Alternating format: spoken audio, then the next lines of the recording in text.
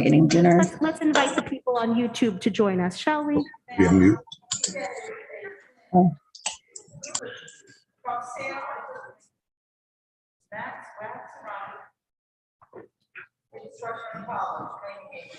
Oh, nice.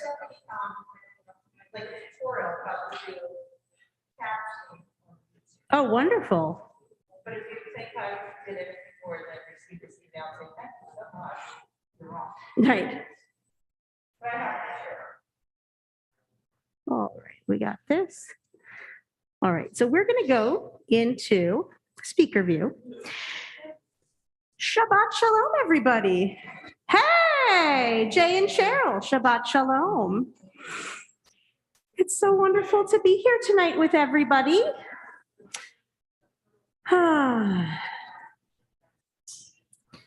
Let's open with a little bit of singing, a wordless melody. And so I want to invite you in to the melody, or if you are not a hearing person, to enter in through some centering, silence, and intention as we come into Shabbat together. This week, I wanted to open with a tune that is to the nigun of the Rabbi of Chernobyl. It's from the 17th century, and it's a melody that has extended through today. And I thought that as our hearts and our minds and our energy are turning towards the community in Ukraine this week, as the sun, well, the sun's already set there into Friday night, but as the sun sets here into Friday night, and our hearts are with the people of Ukraine, that we also lift up in our nishamot, in our souls,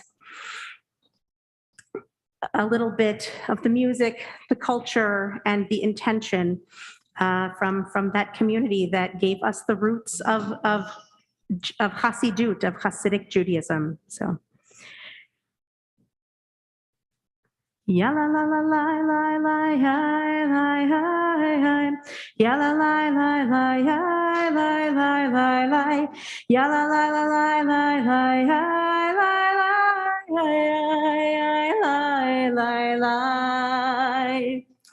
Ya la la la la la la la la la. Ya la la la la la la la la la. Ya la la la la la la.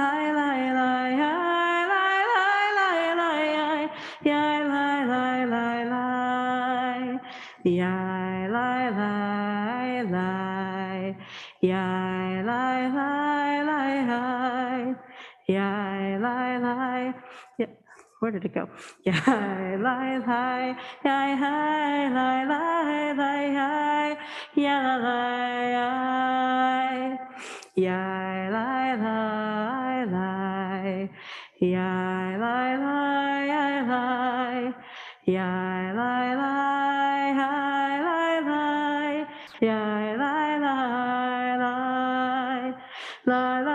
Ya la la la la la la ya la la la la la la ya la la la la la la ya.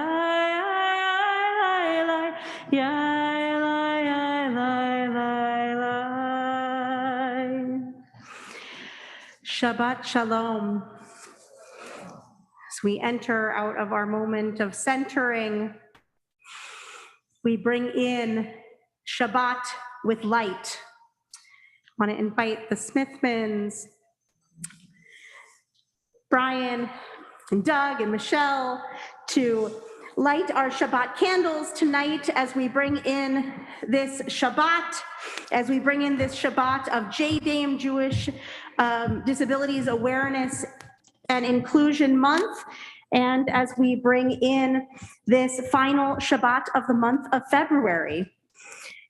Our prayer for lighting the Shabbat candles is on page 5.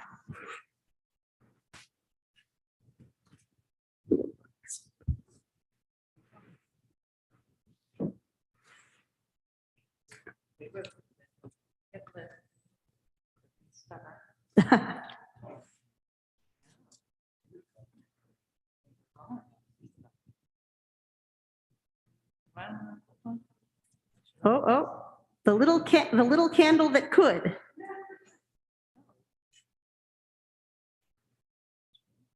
There we go.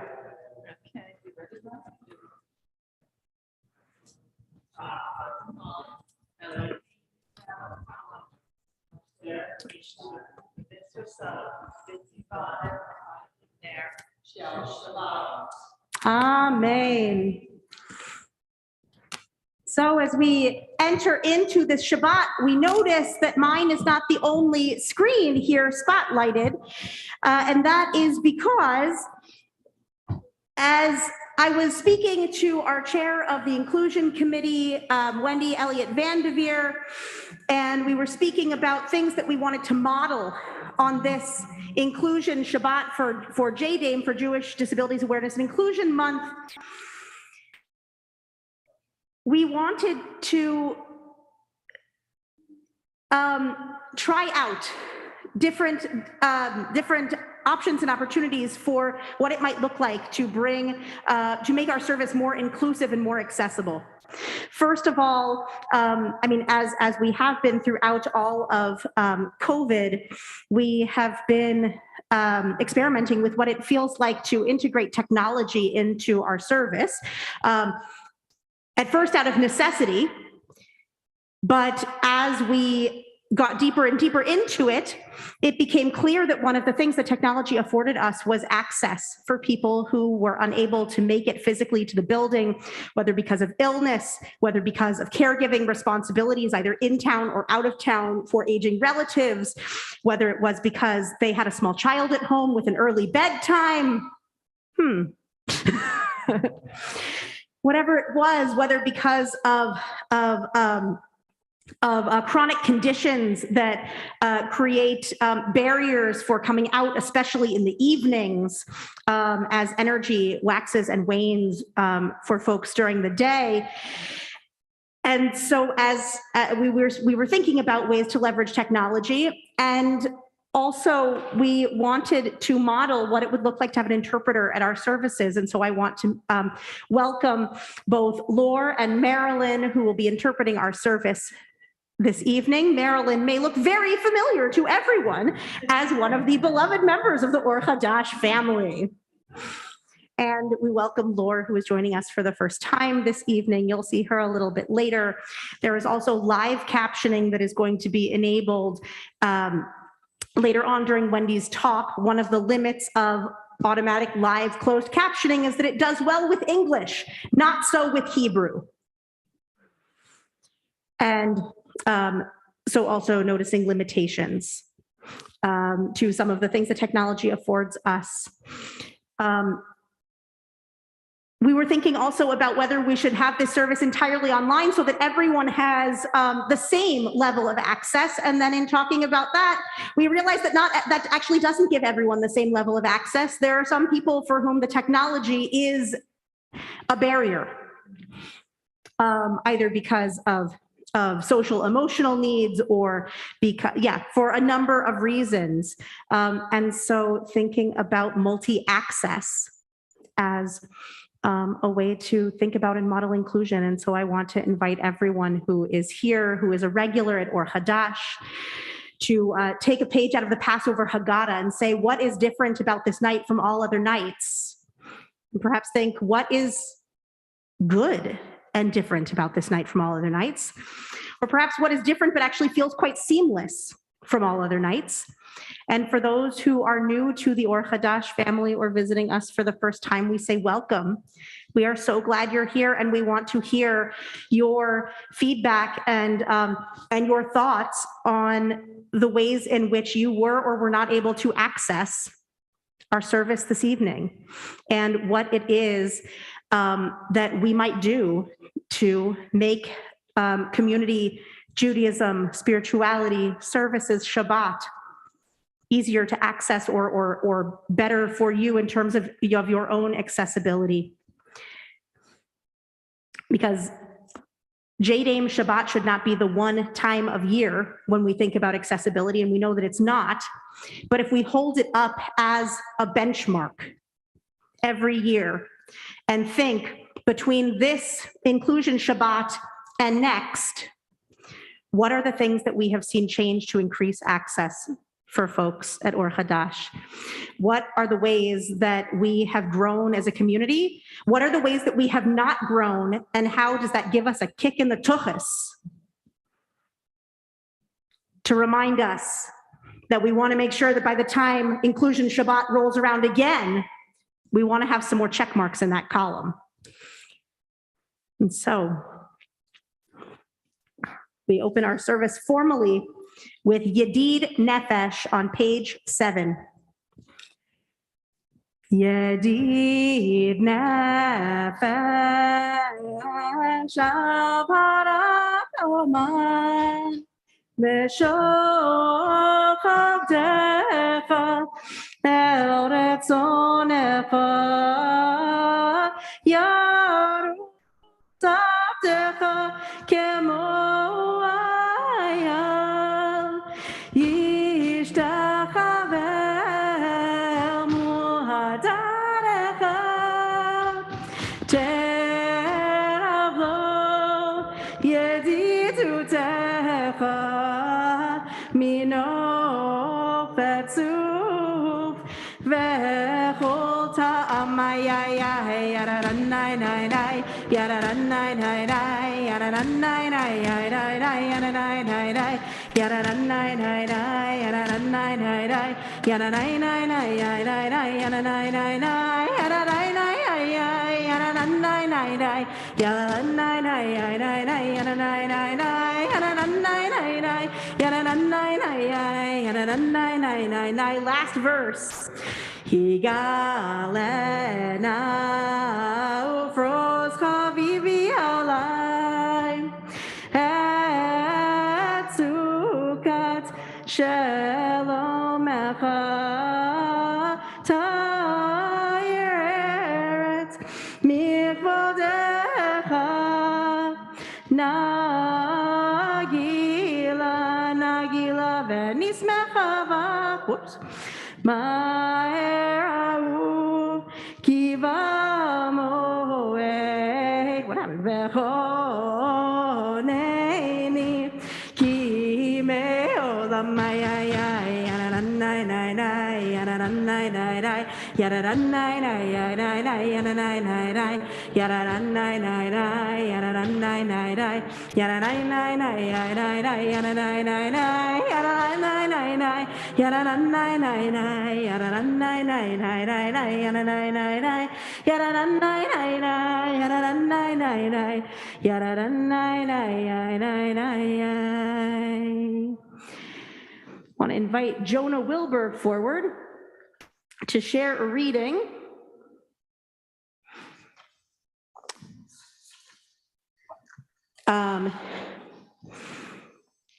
a bracha for the autistic mind.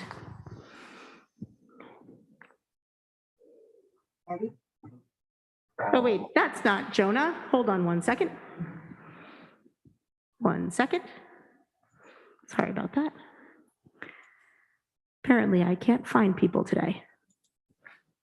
There we go. That's Jonah.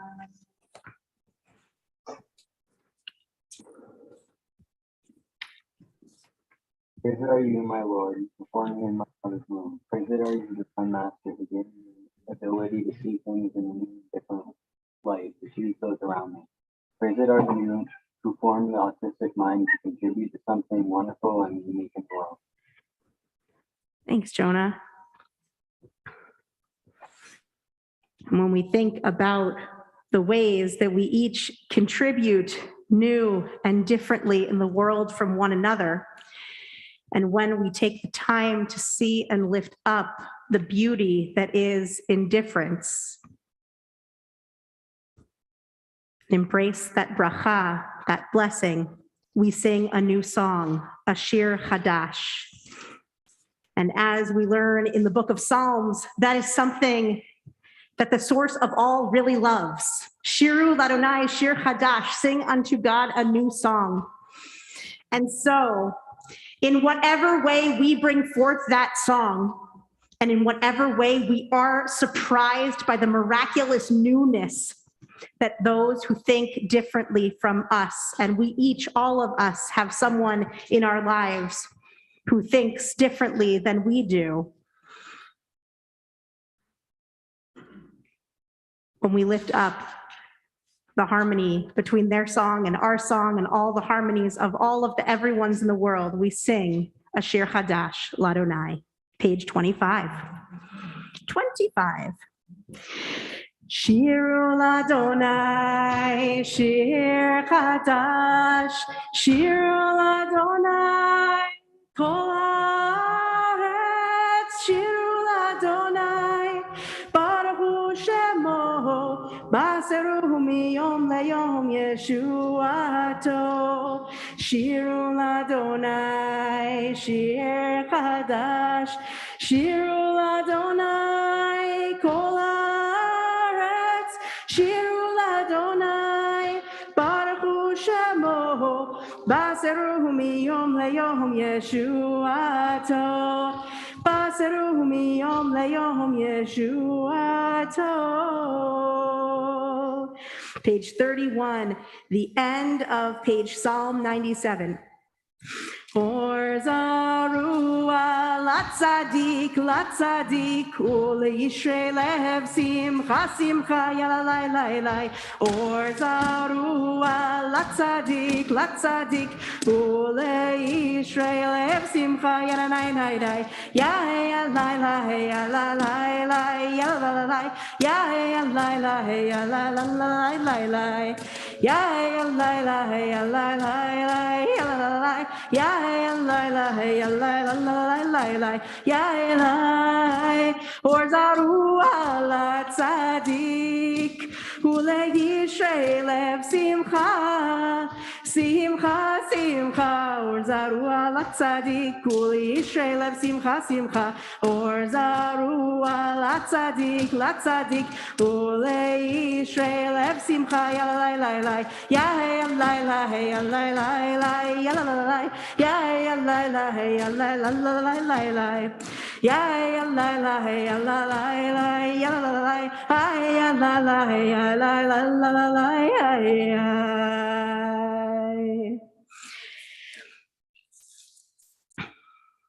Page 37, we rise in spirit or in body for Psalm 29, Mizmor le David.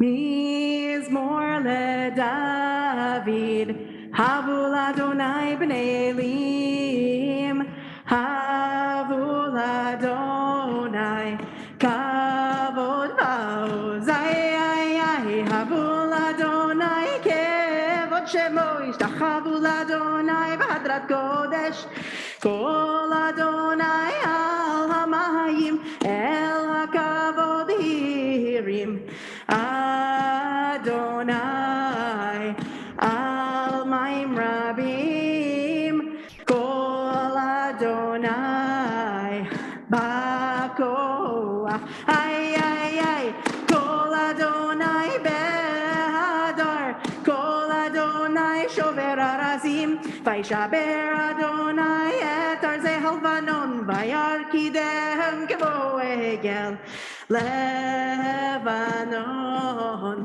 Vesirion,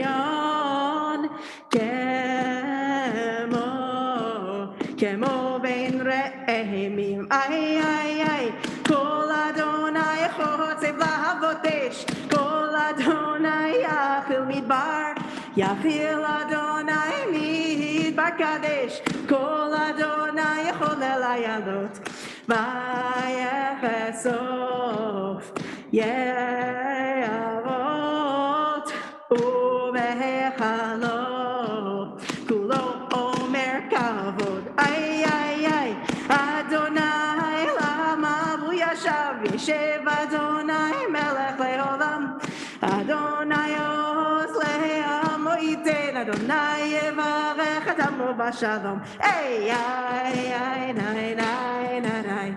Yay, ay, ay, ay. Yay, ay, nay, nay, nay, nay.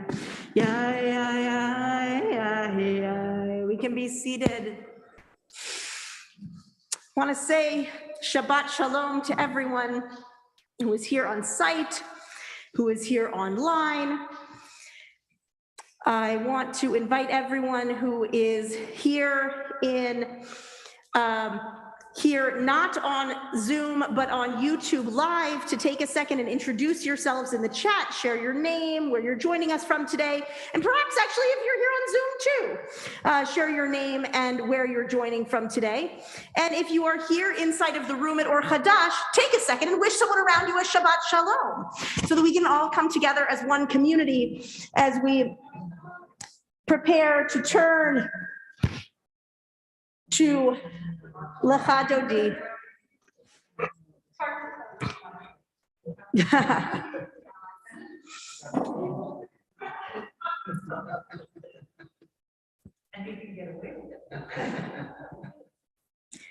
So I want to say Shabbat Shalom to Sharon Nuremberg. I want to say Shabbat Shalom to Alan and Amy. And Amy, I would say Amy G and Amy G, except you're both Amy G's. I want to say Shabbat Shalom to Anita and Ari and Edith and Janet and Joe and Shelley and Vivian and Will. And Shabbat Shalom to Doug and Michelle and Brian. And Shabbat Shalom to Marlene and Jay and Cheryl and Rich. And I want to thank Rich and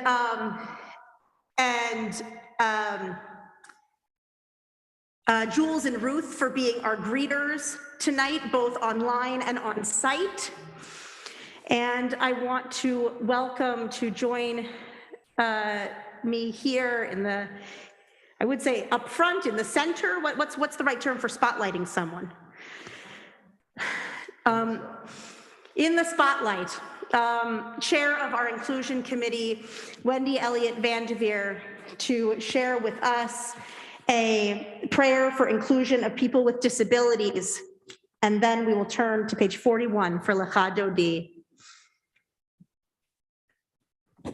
I'm going to read a prayer for inclusion of people with disabilities, and it's written by Rabbi Michelle Greenfield. God of our ancestors, support me as I take on this work of creating and supporting holy communities. May my words and actions help to create an open, inclusive, accessible, and welcoming Jewish world. Source of connection, just as you take note of those who call out to you, help me pay attention to the people in my community with disabilities and to take the time to listen as they communicate their needs, desires, and emotions. I know that this task is not mine alone. Help me to build partnerships and to remain mindful of my own limitations and to continue the work even when it is difficult. Redeemer, may I continue to be a part of communities that value the gifts of each individual and that respect the challenges that each individual faces. Guide me as I work to create space where each unique person feels comfortable and seen, and where differences are seen as a blessing. Baruch atah Adonai mishnei ha-briot. Thank you, God, for making your creations varied. Thank you. Esher Koach. We'll turn to Lecha Dodi on page 41, the prayer for greeting Shabbat as they come in. I feel like I used to say Shabbat as she comes in, right? The Shabbat bride, Kalat Shabbat, right? But, Panei Shabbat, yeah, anyway. But perhaps Shabbat can use they, them pronouns. Bride as an inclusive term of all genders. Page 41. But as we greet this Kala, we also greet that spark of holiness in one another. We do this Kabbalat Panim, the seeing of each other's faces. And we keep in our mind and our heart that bracha that this prayer ended with, the prayer for seeing someone who looks different from you. Baruch atah Adonai Eloheinu melech haolam meshaneh et habriot. As I translated it with one of our B'nai Mitzvah students as we were learning text earlier this week, blessed are you, Adonai, our God, sovereign of the universe, who changes up creation. Mishaneh et habriot. Lecha dodi likrat kala yananai yananai yananai b'nei Shabbat nekabela.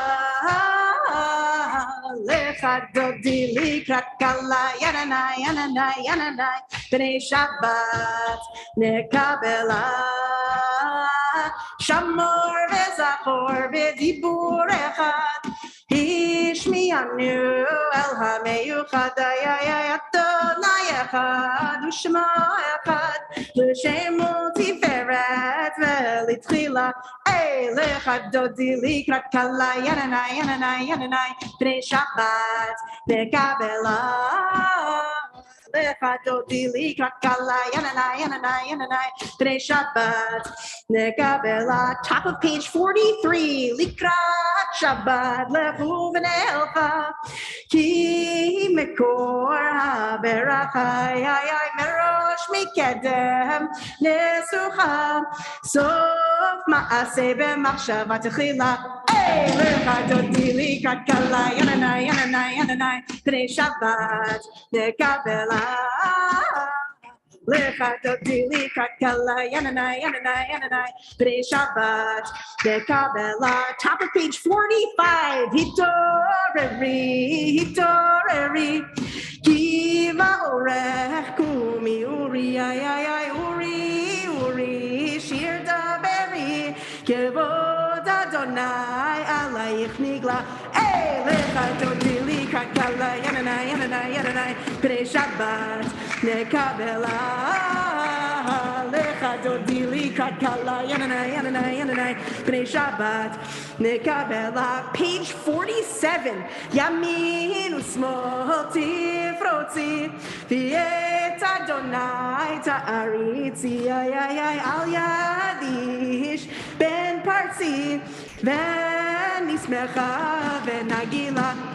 Lecha dodi likrat kala yananai yananai yananai b'nei Shabbat nekabela. Lecha dodi likrat kala yananai yananai yananai b'nei Shabbat nekabela. We rise in spirit or in body as we turn ourselves to face the entrance to our homes, our synagogue, our dining rooms, our dens, wherever it is that is our sacred space today.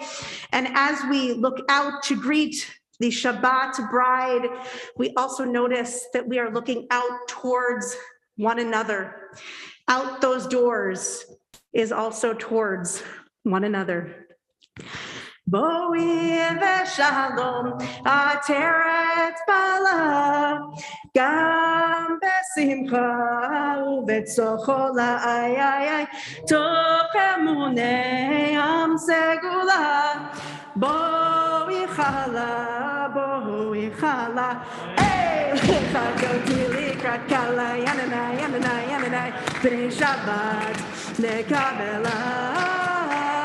Lecha dodi likrat kala yananai yananai yananai b'nei Shabbat nekabela. And for those who are standing, before you sit down, let's turn to page 57 for Baruch Hu. As we bless the source of life, so we are blessed.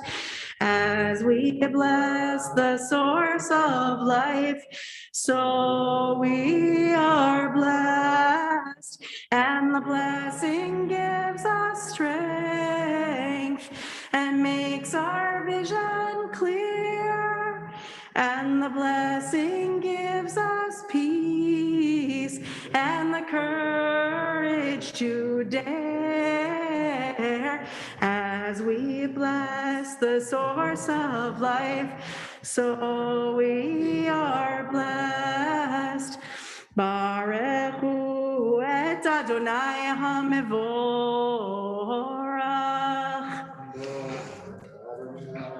HaMevorach le'olam va'ed.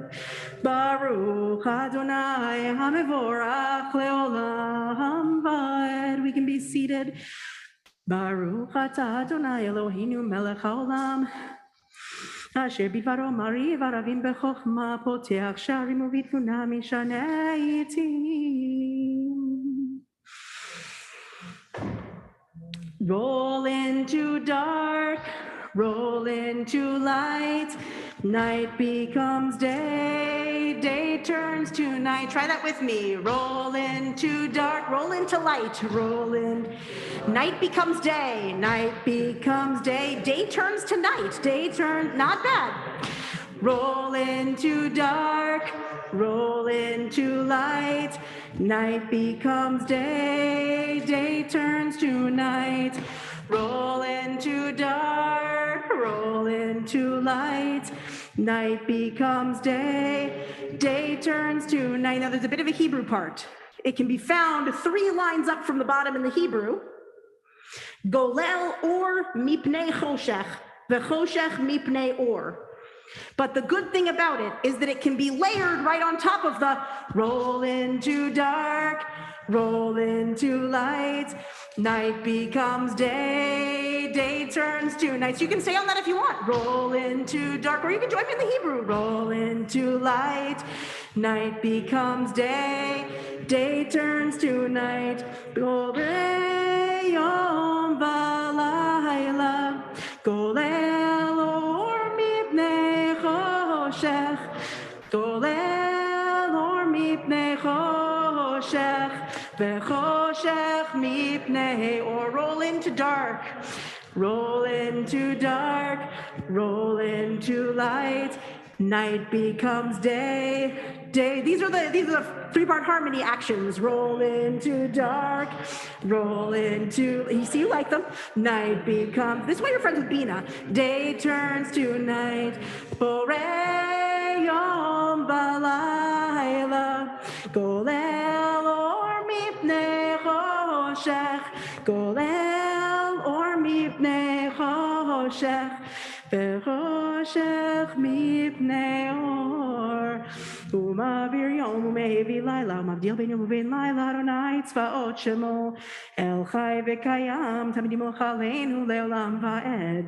Baruch atah Adonai hamariv aravim.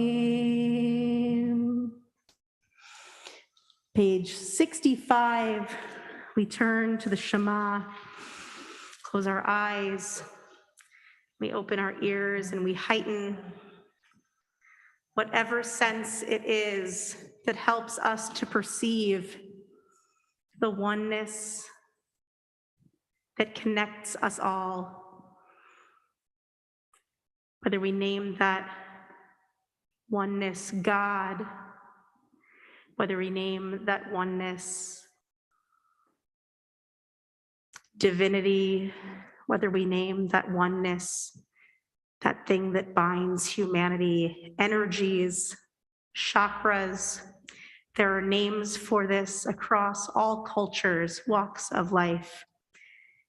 We as Jews name that oneness Adonai. We close our eyes. We open ourselves up to that life force which binds together all of humanity, all plants and animals, all life on this planet, past, present, and future. We call out with the words of Shema. Shema Yisrael, Adonai Eloheinu, Adonai Echad. Ve'ahavta et Adonai Elohecha bechol levavecha uvechol nafshecha uvechol meodecha ve'hayu hadvarim ha'ele Asher Anochi Mitzavecha Hayom Levavecha Vishinantam Levanecha Vidibarta Baham Beshivtecha Bevetecha Ulechtecha Vaderech Uveshoch Becha Ukumecha Ukashartam Leot Al Yadecha Vehayu Letotafot Beinenecha Uchetavtam al mezuzot beitecha uvisharecha.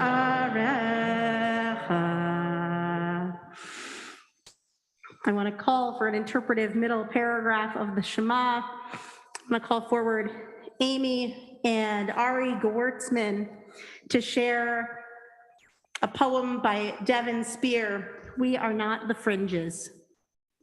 Sure. If I may first, please, Rabbi, can you switch the interpreters? I sure can. Thank you so much. Where is Laura? Nope. There's an asterisk in front of her name. Oh, there is. That's true. I apologize. You're great. Do you have it all? Thank you. And there should be Ari. Where did Ari go? There you are. Ari, take it away. I had Ari. Wait. Ari, wait, what? I keep finding you and then somehow your name jumps away. Oh, there we go. Hey, Ari. Hi. This is We Are Not the Fringes by Devin Spear. We are not the fringes of our garment, but the entire garment. We are not in need of shelter. We are shelter. And our abilities are not our shame or our unraveling. Rather, by weaving our own existence, we weave self and community. Baruch atah Adonai Eloheinu melech haolam, asher kidshanu b'mitzvotav v'tzivanu lehatef v'tzitzit. Holding difference, embracing life. We cannot, nor shall we ever be contained, all the weaving days of our lives. Thanks, Ari. And so in the mornings, as we wear our talit, we know that at this, for the Shema, we gather together the tzitzit, the corners, the fringes of our talitot. And so on this JDAIM Shabbat, usually this is a reading that you would do in the morning, but Wendy wanted to include it, and I very much agreed with its inclusion tonight, so that we carry into Shabbat that notion of gathering the fringes as the thing that we hold most close to us as at our core, whether it is the parts of us that feel fringy, that actually is not our shame, but the weave itself, not that in need, but the shelter, not the fringes, but the entire garment. So we gather together those corners, and we not only gather them, but we kiss them as we chant that third paragraph of the Shema. So I want to invite us all to gather something, to think of something, either of yourself or of someone you love that has been shunted to the side by someone in your life. Something that's made you, that someone has used about you or someone you love to make you or them in your eyes appear less than. And I want to invite you to imagine that you are taking that thing, drawing it close, and kissing it, and holding it tight. And as we chant these last three words of the Shema together, Adonai Elohechem Emet, I am the infinite God, the one who knows truth. We know that kissing that fringe is not kissing the fringe. It is holding true to ourselves, Emet, the Emet, truly, that thing that makes us, our loved one, the most special. Adonai Elohechem Emet.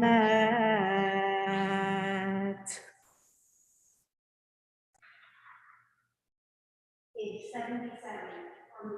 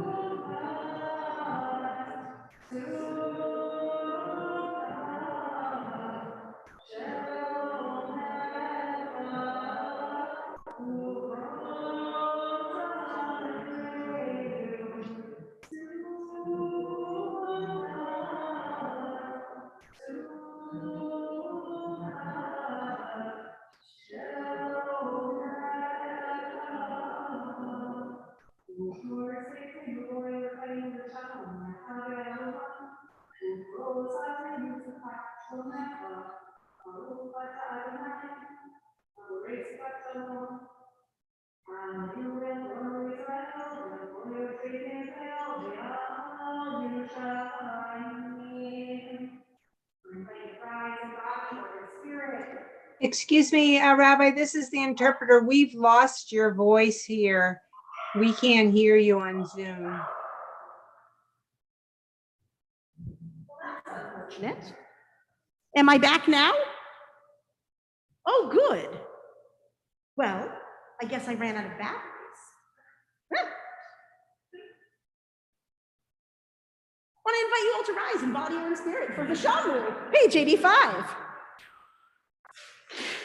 ושמרו בני ישראל את השבת, לעשות את השבת לדורותם ברית עולם. ושמרו בני ישראל את השבת, לעשות את השבת לדורותם ברית עולם.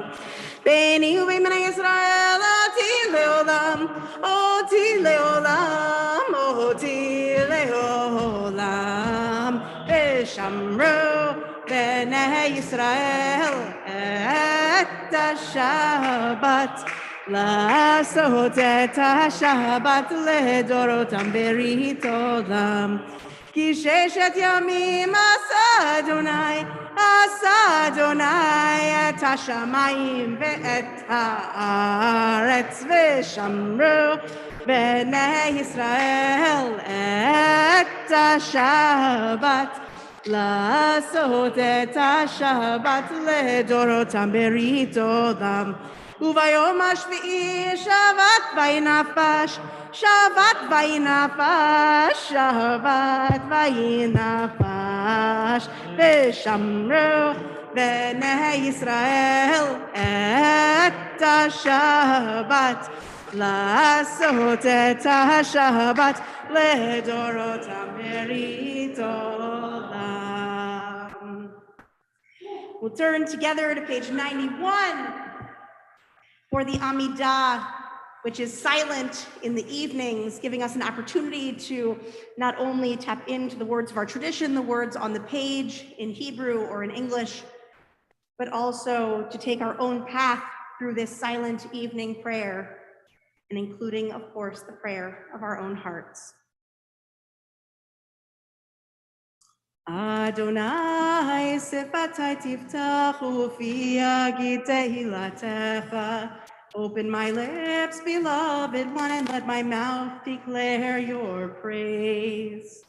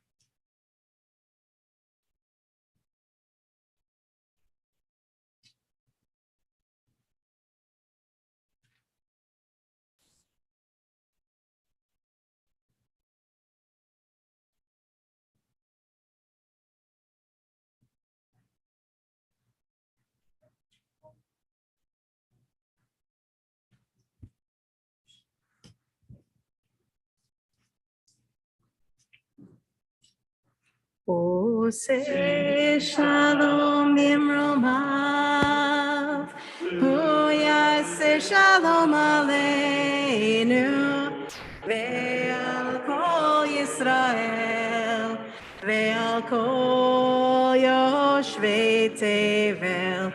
Yaseh shalom, shalom aleinu, ve'al kol Yisrael. Yaseh shalom, shalom aleinu ve'al kol Yisrael. Yaseh shalom, shalom aleinu ve'al kol Yisrael. Yaseh shalom, shalom aleinu ve'al kol Yisrael. Yaseh shalom, shalom aleinu ve'al kol yoshvei tevel ve'imeru. Amen. Shabbat Shalom. Welcome each other back from this silent Amidah, from this moment of silent prayer, as we come back together into community, into probably our most outward-looking and one of our most communal moments in the service, our Mishaberach Lecholim, our prayer for healing and wholeness. So I'm going to go ahead and read the list of names that I have before me of people who are in need of healing of body, healing of mind, healing of spirit.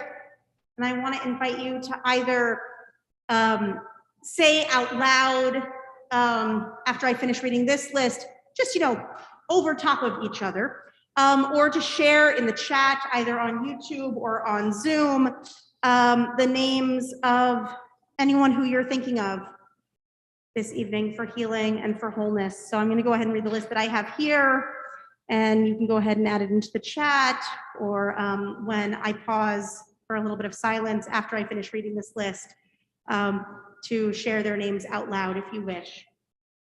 So this evening, we're thinking about and sending our hopes and energy for healing and wholeness to Andrea Abrams Herbert, James Alberts, Fran Anderson, Roberta Archibald, David Ash, Arden, Barry and Carol Mueller-Bell, Rabbi Deborah Bowen, Robin Cupo, Frankie Deaver, Faye Fishman, Marcy Fish, Joan Flaherty, Rhoda Gansler, Eric Gershman, Jonathan Giannini, Cordula Hamish, Chava Hurley, Sharon Cass, Moss Kaufman, Beverly and Howard Kaufman, and Fran Make sure her Kaufman. pussycat faces are up there. Um, I just Richard pushed the thing on the front while you were changing the name Someone needs to again. mute themselves. Richard Krasson, Elsie Lieberstein,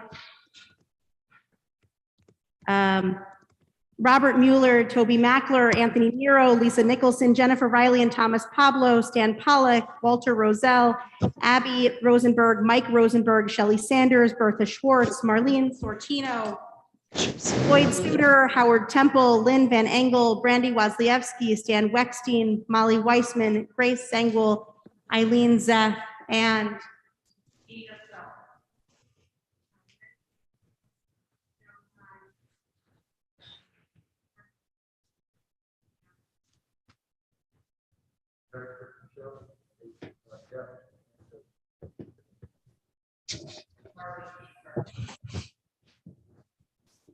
And my friends Betty and Mark, says Amy, Lillian Gewurtzman, Doctors Joyce and Walter Joyce, Angela and Eileen DeFrancesco, Doug Proudman, Rob Johnson, Jules Mermelstein, Ida Rainier and Alan Zamachnik, Pat and Maggie Stewart, and Dorothy Berlin, and Rob Rago. Misha Behera Avotenu Mekor HaBracha Leimotenu. May the source of strength, who bless the ones before us, help us find the courage to make our lives a blessing, and let us say, Amen. Misheberach imotenu mekor habracha leavotenu. Bless those in need of healing with refuah shlema, the renewal of body, the renewal of spirit, and let us say, Amen. I want to offer a Shabbat Shalom to some folks who we missed when we were saying Shabbat Shalom. To others, I want to say Shabbat Shalom to Shelley and Guy, and to Debbie and Charlie, and to Amy and Robert, as well as to some folks who have joined us as well on the Zoom since last we said Shabbat Shalom. And the question is my memory good enough to remember? And it's not. So I just want to say Shabbat Shalom to everyone joining us across platforms, whether it's the physical wooden platform on which we stand or sit here at Or Hadash, the Zoom platform, or the YouTube Live platform. We are a beautiful community, probably about like 40 people strong, maybe 45, depending on how many people are behind each screen, which is beautiful, lovely, and amazing, and worth filling our cup to overflowing with sweetness. So I want to invite Rich Davis to join me up here for Kiddush. And if there is something that you are celebrating, it has become our tradition at Or Hadash on Friday nights to give a l'chaim to folks who are celebrating something, whether it's an anniversary, a birthday, a new book publication, new cars, new jobs, graduations. So if you are celebrating something, as Rich leads us in Kiddush, please do enter it into the chat or shout it out so we can celebrate together as a community. I'll hold this and hold that. You're my Kiddush today. Will. Top that. Oh, okay. Don't tell Bina.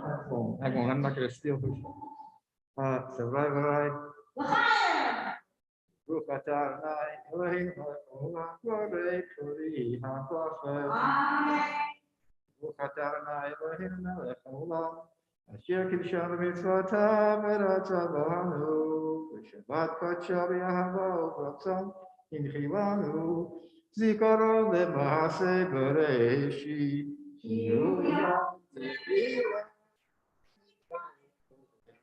בחלציית מצרים, אלינו קראת, אותנו קידשת, בעבודתך, שבת קודשך, באהבה וברצה,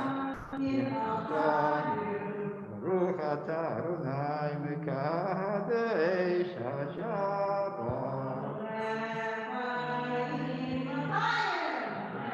And so a Yeshua Koach, a Mazel Tov, a L'chaim to Jules and Ruth's oldest granddaughter's 6th birthday. She says she now needs 2 hands to count how old she is. So shout out to Ellen. And then as well, oh, that's the wrong thing.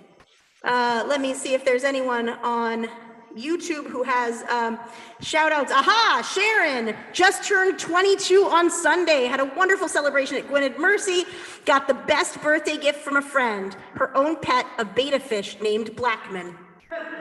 Anyone else celebrating? Yes. What you celebrating? A new job? Do you want to share what your new job?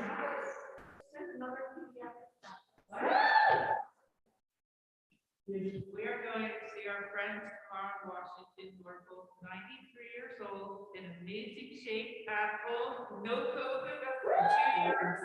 We haven't seen them first in 2 years. Those are some amazing things to be celebrating. Wow. Mazal Tov.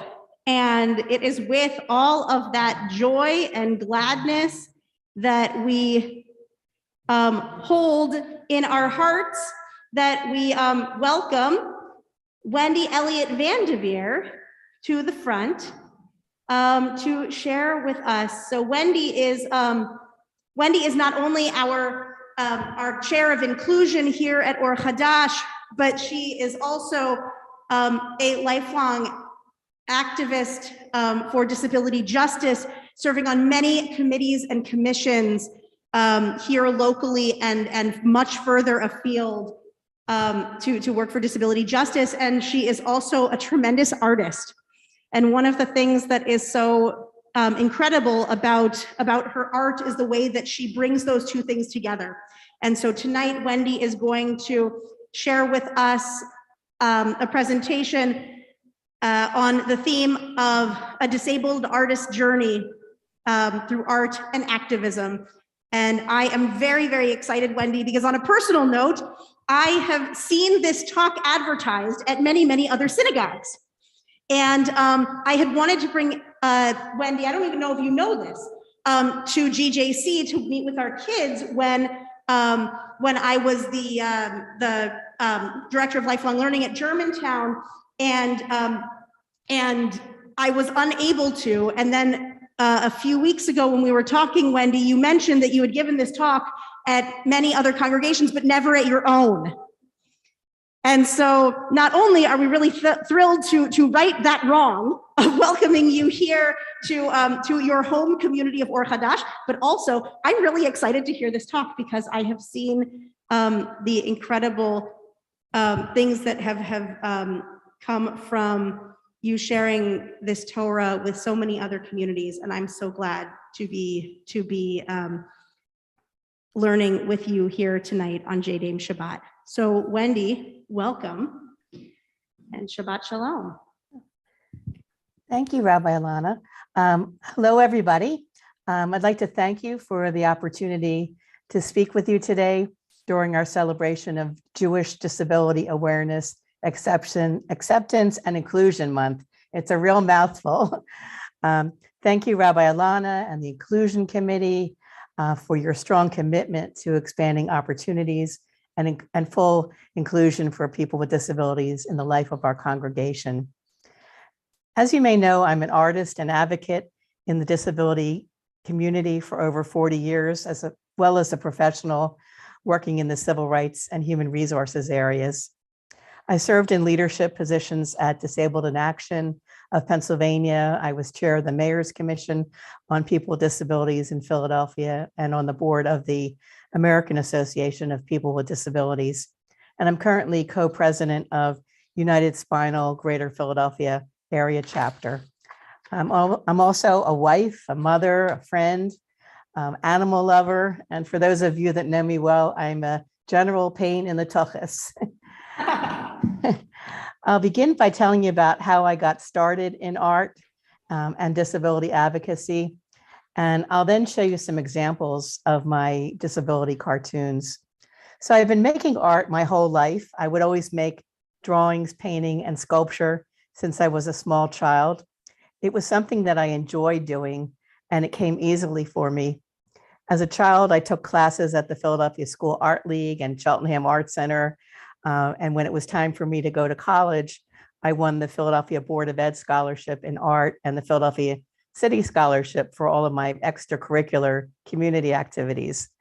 And these scholarships enabled me to go to college for free. And I graduated with honors magna cum laude from Tyler School of Art of Temple University, where I majored in sculpture. And I also dabbled in painting, photography, and other areas. I've continued to make my art over the last several decades. My paintings explore issues of family, memory, and experiences as a disabled woman. And my autobiographical cartoons that I'm going to be showing to you tonight focus on attitudinal barriers and some of the stereotypes regarding disabilities and the microaggressions that a lot of us experience when we're just out there trying to live our normal, uninspirational lives. All of my work is based on true stories and real life experiences. I always say I couldn't make this stuff up.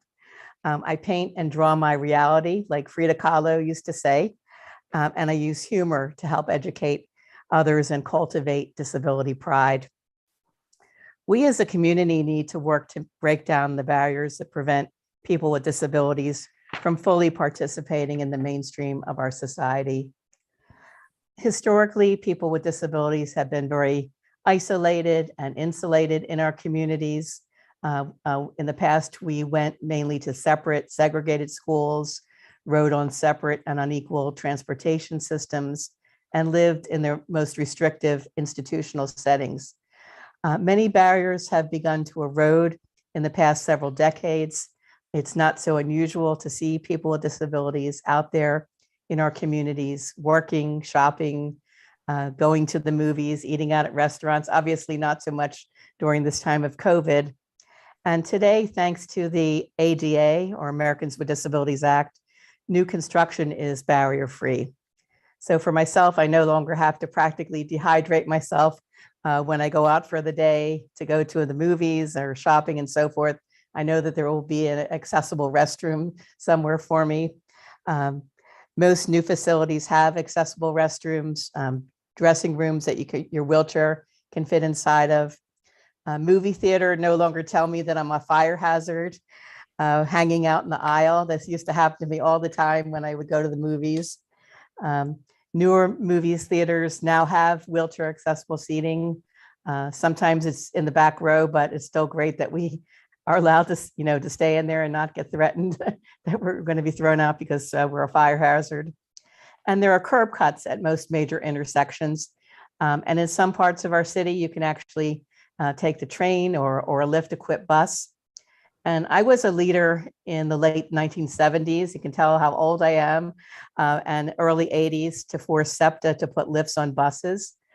We demonstrated throughout the city, blocking major intersections, and we even took over a SEPTA board meeting. I was never arrested for any of these activities, mainly because paddy wagons were not accessible back then. And joining me tonight is, I want to give a shout out to my friend Alan Zamachnik. He was one of the people that was with me when we took over the SEPTA board meeting and we demonstrated around City Hall and blocked streets around the Liberty Bell and Market Street. So hi, Alan. At the same time, we still have a lot of work to do to make the dream of the ADA become a reality. So many of our brothers and sisters are still forced to live in nursing homes, and we still remain second-class citizens when it comes to voting. Many polling places are still not accessible and voting machines are still not accessible. And absentee ballots or voting by mail is difficult for people with certain types of disabilities. For example, people that are blind or vision impaired. And we are yet to achieve economic empowerment.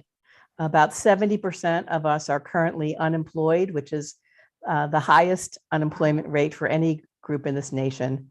Yet most people outside of our community don't even talk about this issue. It's a real shanda. In this age of COVID-19, I hope that disabled folks do not get pushed to the quote back of the bus when it comes to employment and returning to work. Companies are discovering that many workers can perform their jobs successfully from home, which is an accommodation that disabled people have been denied for many years. Advocacy for me started at an early age. I've been disabled since birth. I have spina bifida. And unlike many of my peers at the time, I grew up in a very mainstreamed environment. I went to regular public schools in Philadelphia, where I was always the only disabled kid in my school. I refused to go to Widener, which was a special segregated school for children with disabilities. I basically wanted to go to the same school where the other kids on my block were going. And I was really lucky that my parents were great and they supported me in this. In high school, I was a straight A student and I got involved in all kinds of extracurricular activities. I was class treasurer for a class of 1,100 students, art editor of the school magazine, in the ecology club, and on and on. I was really sickening. But I found that I was often judged because of my disabilities rather than my many abilities. For example, I would invariably get the quote, most courageous student award, or in my opinion, it was the token disabled person's award. And I remember when I was about to graduate from high school, I had this feeling that I would be getting this award again. And this time I had my rejection speech ready. However, when they announced that the award would be for $100, I decided to take the money, since I'm a real woman of principle on top of everything else. So interestingly, I never knew any other people with disabilities while I was growing up. It wasn't until I was 18 years old and a freshman in college that I got involved in the disability community. I became president of Disabled in Action, and I've continued with my advocacy both within and outside the system for almost 40 years. I've also been a working professional in civil rights and human resources for several major corporations. And again, I always had to continue to fight and educate others about disability issues. And it's not always easy. I would always feel like a pioneer, like I did when I was in school, when I was the only kid with a disability in my school. But my experience is not typical.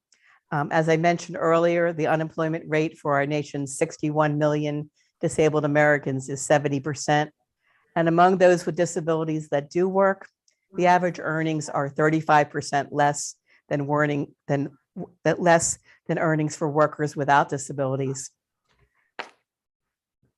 Yet most of us want to work, but we've been underutilized and we've been underemployed and underrepresented in the workplace. And we all know how the competition for qualified workers has become extremely vigorous, especially in these times of COVID and the Great Resignation. With the number of workers falling dramatically, employers are faced with the challenge of finding qualified workers. And I think that this represents a real window of opportunity for people with disabilities. But I always ask myself why, over 31 years since the passage of the Americans with Disabilities Act, do we still see such chronic unemployment? Even though we have all these wonderful laws on the books, I believe we can't legislate attitudes. And probably one of the most important issues is attitudinal barriers, or the stereotypes and misconceptions that society in general maintains about people with disabilities. There are many attitudinal barriers that need to be battered down through education. And I've created my cartoons and disability art to help shine a light on the many types of attitudinal barriers that I've personally experienced. And my feeling is the only way to break down some of these barriers is for people with disabilities to continue to be more visible in the workplace, in the media, in our communities. Things are beginning to change, but not enough at all. And in my own personal life, as Rabbi Alanna mentioned, I don't separate my art from my advocacy, and I don't separate it from my Judaism either. It's all tikkun olam to me, repairing the world, making it a more better and just world for everybody. So at this point, I'm going to show my screen, and show you some examples of my cartoons.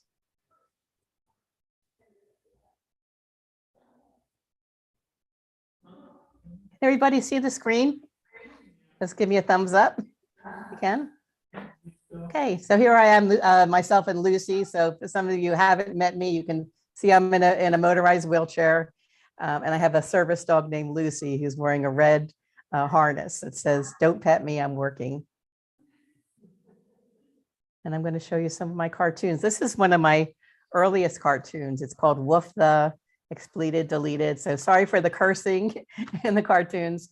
So these are actual things that people said to me when I was getting out of my car going to work. And they would just come right up to me. I was coming down on the lift on my van, and they would just run across the parking lot and tell me these bizarre things. Like they would say, "Hi, beautiful," but they're talking to the dog. Or, "It's good to see you out today," like they let me out of the home for the day. Or, "I don't think of you as disabled." And my service dog is responding, growling back, "I don't think of you as enlightened." And I have my service dog, I drew her with 3 heads to show different types of emotions. Or they'll say, "You're so inspirational." And my dog is saying, "I'll make you inspirational." Or, "I'll pray for you. Jesus loves you." And my service dog is sticking her tongue out and saying, "Aren't we Jewish, Mom?" And one of the worst things that anybody ever said to me was, "It's people like you who put my life into perspective." You know, they think things could be a lot worse. I could be you. So really awful things that just come out of the blue. And I didn't know what I was going to do with all these things. I started writing them down on a little notepad app on my cell phone. And eventually I would get the inspiration to create a cartoon. And I make rough sketches of the ideas at first, and then I refine them into detailed pen and ink drawings, and then apply colored pencil. And I also often use animals in my cartoons, especially my service dog as kind of an alter ego or comic insult dog, to communicate things that are sometimes difficult to say in public. The color is in the cartoons is very happy, bright, and sweet, although the subject matter is not. I use humor and color to help draw people in. I use a light touch to educate people about my experiences living with my disability and some of these microaggressions that I experience on a daily basis, usually when I leave my house. Here's another cartoon. It's called "Can I Pet Your Dog?" And it shows a woman on the left side who's tapping the shoulder of a gentleman who's on his cell phone. And I'm to the right in my motorized wheelchair, and my service dog is in front of me. I'm holding on to her with my leash. And this lady says to this man, "Can I pet your dog?" And I was just so flabbergasted, my mouth just dropped open. I said, "Huh?" And the dog says, "Woof the expleted deleted. Why don't you ask her?" So sometimes we may tend to avoid people with disabilities or consider their companions to be conversational go-betweens. For example, when a person talks only to the non-disabled person. And I've had this experience a lot when I was traveling on an airplane with my manager at the time. And a lot of times people would ask my manager, "Can she transfer into the seat of the plane? Or is that her wheelchair?" And I would sometimes sarcastically answer in the third person, "Yes, this is her wheelchair." And I've also had this experience with medical professionals a lot when they make more eye contact with my husband when they're asking questions of me. And it's also happened to me a lot with my service dog when people will ask my husband, "Can I pet your dog?" when I'm standing there, right there. And I feel invisible in these situations. And this cartoon tells the story. But fortunately, this kind of thing doesn't happen to me very often, especially since I have my service dog, Lucy. I found that many people will now talk to me, strangers sometimes that I don't even want to talk to. The dog is kind of a social lubricant, whereas in the past, many people might stare at me or look at me out of the corner of their eye. I've suddenly become the center of attention with my service dog. But sometimes this has its downsides too. Some people will run up and start petting the dog without asking for my permission. And others may yell out, "Hi, Lucy." And Lucy's harness has a badge that says, "Don't pet me, I'm working." And sometimes I feel like adding another badge that says, say hi to Lucy. With service dogs like guide dogs, it's best not to pet them or yell out at them. It can be very distracting to the dog and can be dangerous for the person and the dog. For example, if they're crossing a busy street. One of the funniest experiences that I ever had with my first service dog that some of you remember, his name was Chipper. And I was traveling on the Pennsylvania Turnpike with another manager and HR manager, and we were going to an unemployment hearing, something that I did a lot back in those days. And this was before Easy Pass existed. And I was driving my little red Honda Civic. And when I stopped at the toll booth to pay, the attendant asked me, "Is that your seeing eye dog?" And I quickly responded, "Yeah, he told me to get off at this exit." Here's another cartoon. So strangers without disabilities often feel entitled to ask disabled people very personal questions. And when I was younger, I used to make up all kinds of stories to address their questions. So here's an example of that. So on the left side, you see a tall, dark, handsome man walking next to me, and I'm in my manual wheelchair in my younger days. And the man is saying, "What happened to you?" And I'm saying, "I used to dance with the Bolshoi Ballet. During a performance one night, I slipped and fell off the stage. I landed in the orchestra pit and the conductor's wand severed my spine. But when I'm really thinking, nothing, what happened to you?" So again, sometimes they feel entitled to ask you very personal questions. And this is a total contradiction in life with a disability. You're often invisible in conversations, like the one with, "Can I pet your dog?" And yet you're under the microscope in these other types of conversations when someone doesn't respect your privacy and feels entitled to examine your life. And this is one of my most popular cartoons. It focuses on terminology, on the words that we use to describe people with disabilities. And there's a lot of very sugar-coated, euphemistic terminology that's out there. Most of it's created by people that don't have disabilities, that feel like disabled is a bad word, and disabled is not a bad word. I'm proud and disabled.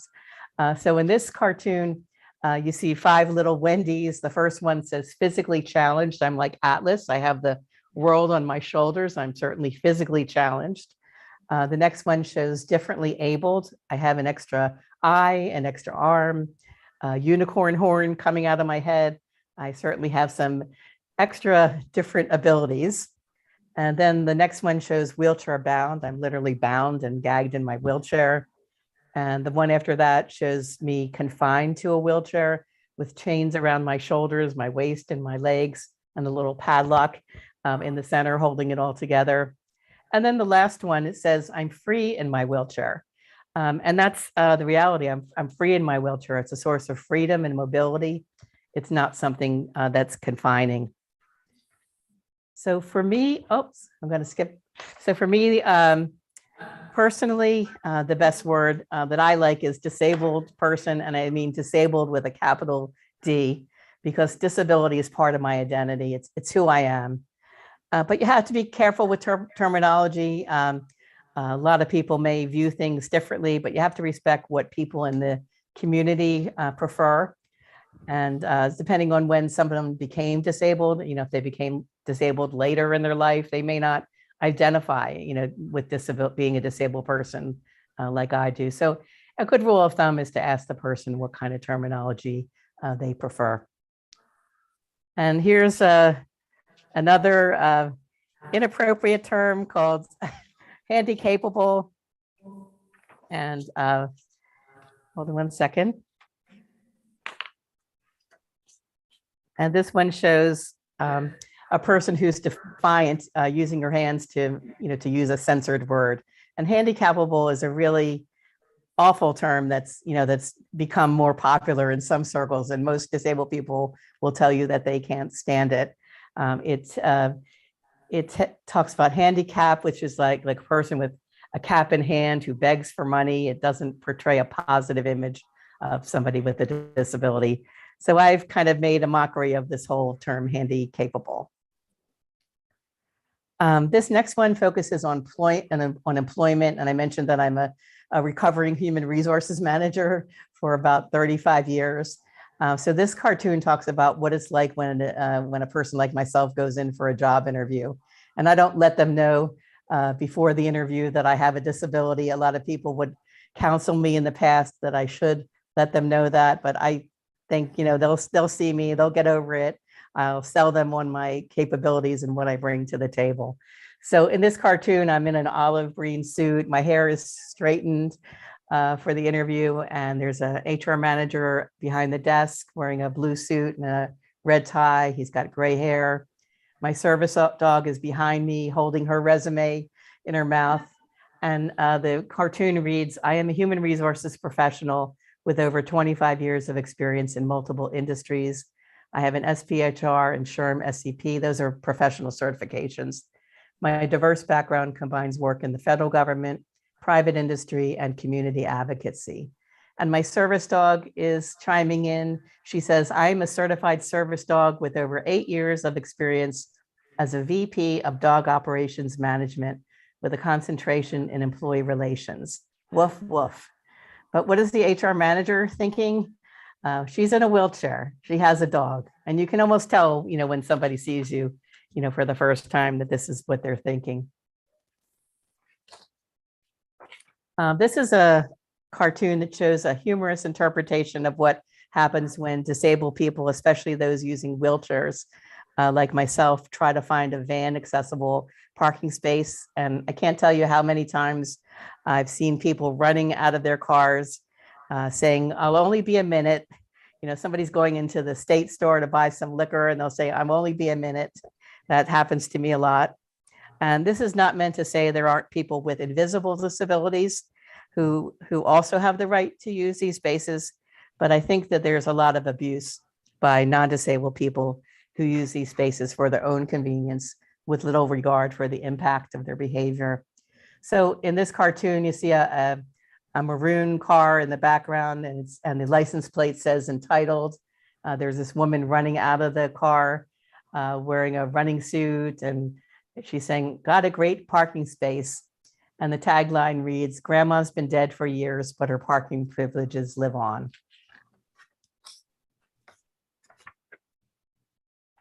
This next cartoon is another true story about a time when my family and I went up to Ithaca, New York, and we were hiking around. We were looking for colleges for my son, and he was looking at Cornell at the time. He ended up going to Penn, but this strange woman came up to me totally out of the blue, and she says, I can tell you don't need any help. Otherwise, I'd ask. But Lucy, my service dog, is saying, I can tell you need a muzzle. And here's another true story about a time when I went to get an ultrasound at a local hospital. And the ultrasound technician looked out in the waiting room when I came in, and she noticed that there's nobody there. And she asked me, how did you get here? And I said, I drove my van. And she said, that's amazing. You're so inspirational. And my service dog, Lucy, this is before I got her. I drew her when she was a puppy. I drew her with a little space helmet on and her little red vest. And she's saying they beamed us up on an intergalactic spaceship. So that's how we got there. So these kind of things happen to me all the time. Here's another true story about a time when my husband and I went to our favorite Italian restaurant, and the owner / waiter came up to the table. And before he even asked what we wanted to eat, he makes this comment to me, like, do you ever pray for something better? And I looked at him and he said, to not need a wheelchair. And for the first time in my life, I had a quick comeback to him. I usually don't know what to say when these things happen. And I said, I have everything I need, which was true. I had my husband there with me, and my service dog was under the table. But my service dog, she responded, I need some chicken marsala with a side of penny. Here's another cartoon called Pseudo Service Animals. And here my service dog, Lucy, is commenting on the different types of animals that get pawned off as service animals. In recent years, as service dogs have become more well-known and visible, a lot of times people without disabilities have co-opted laws designed to protect the rights and needs of disabled people to serve their own needs. So some people, for instance, have tried to get their micro pig on an airplane or like a service peacock. People always try to take their little yappy dogs on into restaurants and stores. And it's very scary, especially, if I go into a store and there's a dog that's not trained, they could attack my trained service dog. So it's not at all appropriate. And again, I'm not talking about people that have invisible disabilities that also use these dogs. People, for example, could have epilepsy and they use the dog to notify them of when they're having a seizure. People with all types of invisible disabilities use service animals as well. So Lucy's saying woof the, expleted, deleted. So there's the comfort cock, the therapy terrapin, the service snake. There's a service spider, in parentheses, do not pet. And the spider is hanging from the tusk of an elephant. The elephant is taking up about a third of the page and it says emotional support elephant. So here's just our humorous commentary about service animals. And here's another cartoon about the myths and stereotypes about disability. And this cartoon is a takeoff of the cartoon that I did on terminology, but this time I'm highlighting some of the stereotypes that people with disabilities face. So again, there's 5 Wendy's lined up in a row. The first one says super crip. Literally, I'm making muscle with my fists, and I have a Superman cape on with a bright red S on my shirt. And the next one says inspirational. I have angel wings, a halo over my head. I'm wearing pastel-y colors that I never like to wear. I always like to wear bright, strong colors. And then the third one says role model. I can't tell you how many times people have said to me that you're such a role model for people with disabilities. And I never consider myself as that. I'm just going about my life doing my thing. I don't consider myself a role model. So Wendy, here I drew myself completely covered Wendy, I in just want to balls. clarify. I'm sorry, that, what? I just want to clarify that the legs are hollow. Yes, the legs are challah. There's 2 giant challahs for my legs. Just wanted to make the Shabbat connection. Yes, there's definitely a Shabbat, the Jewish connection in this. Some non-Jewish audiences don't get this with the challah legs, but I'm completely covered with rolls of all kinds. Even my hair, I've got challah shoes, earrings, and so forth. I'm a true role model. And the next one says pitiful. There's a dark gray rain cloud that's raining down tears. The tears are flowing down to my hair, drenching my head and my clothes. And I'm truly poor, pitiful. And the next one is just me. That's a reality. And I'm wearing my purple Disability Pride t-shirt. And again, I'm proud of who I am, exactly the way I am. I'm not any of those stereotypes. This cartoon is another true story.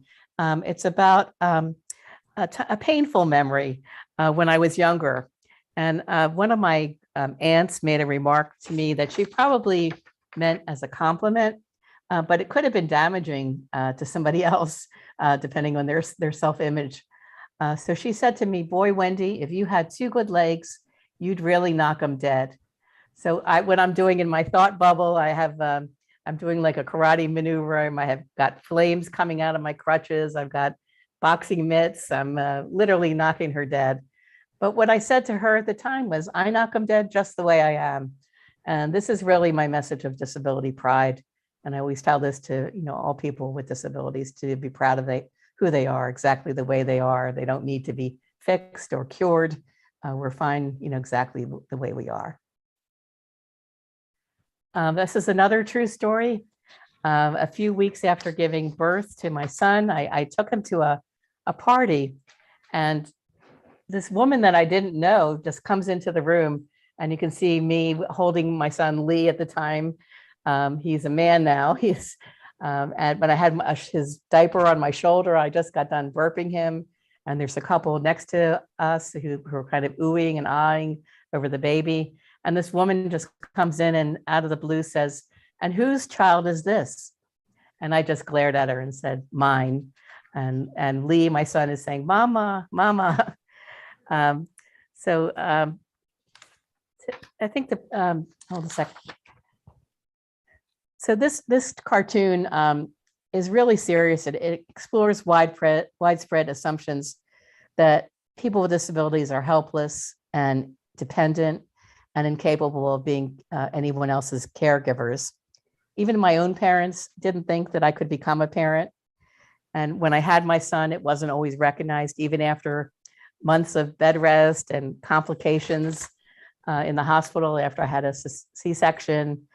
And to this day, people with disabilities are often viewed as not interested in having sex or incapable of sex, and discouraged from playing roles in society, such as a partner, parent, or lover.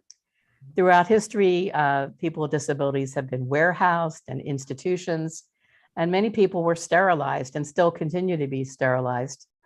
And I hope that my artwork can help liberate people to believe that they can be anything that they want to be, including caring for another human being as they develop. And this cartoon is called "You're Just Not Standable." My son described it best. At age 4, with great clarity, Wendy's son made a pronouncement, and he said, "You're just not standable, Mom." And I loved it when he said that. He thought of me like I'm not standable. I'm some bendable, twistable, Gumby mom.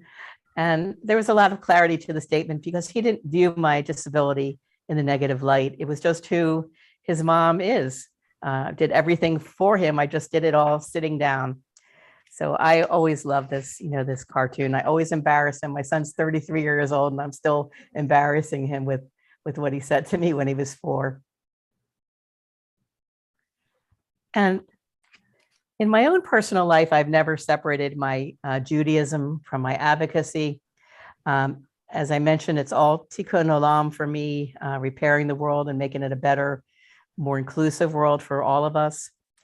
The spirit of the ADA, or Americans with Disabilities Act, is very much in keeping with the with the concept of tikkun olam, or saving the world. But we also have to apply this concept of tikkun olam to ourselves and in our religious communities. We need to think about how we can make our synagogue truly welcoming and an equal opportunity place for members of the congregation, all members, including those with disabilities. And what I'm talking about today are just some experiences that are my own personal experiences as a disabled woman. I'm not talking on behalf of every person with every possible type of disability. I'm just giving you a kind of a slice of my own life and experience. But I believe that synagogues and other religious institutions need to reach out to people with disabilities and survey their needs, ask them what they want, and involve them in the decision-making process.